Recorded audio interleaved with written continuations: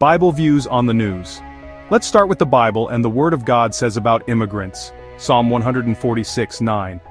The Lord watches over the foreigner and sustains the fatherless and the widow. An immigrant is a person who relocates to another country intending to live there permanently. America is known a nation of immigrants like a well-known immigrant whose name was Christopher Columbus of Spain, who claimed they discovered North America. North America was already discovered by the Native Americans, which is now called United States of America. The immigrants who came to the gateway of Ellis Island in the late 1800s and early 1900s, arriving at the New York harbor, traveled from European nations like Ireland, Germany, and Britain. Why did they come to America? They left these European nations to flee from famine, political unrest, or seeking land and opportunity. Later, were the immigrants from Italy, Russia, Poland, and Greece, including non-European nations like Syria, Turkey, and Armenia, were escaping poverty, war, drought, or religious persecution.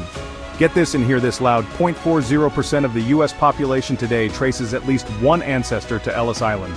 Question to ask yourself is why it was okay to be an immigrant escaping poverty, war, oppression, or seeking a land for opportunity is now a crime in America. Alligator Alcatraz in South Florida, where immigrants are not given due process to their day in court. Leviticus 19:34.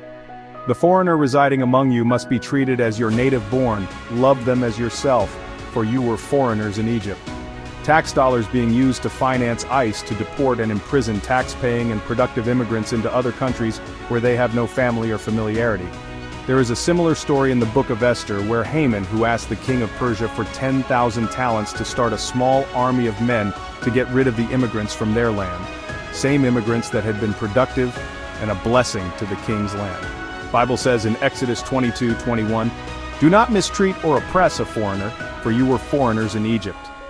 Families being separated and workers that support every sector of this economy, from farming, construction, and consumer service industries, being a stabilizing workforce to these United States of America. God is warning the U.S. or any nation that mistreats the least of these in Deuteronomy 27:19. Cursed is anyone who withholds justice from the foreigner, the fatherless, or the widow. Bible says, "You shall love the Lord your God with all your heart, with all your soul, and with all your mind. You shall love your neighbor as yourself." Thank you for watching another episode of Bible Views on the News.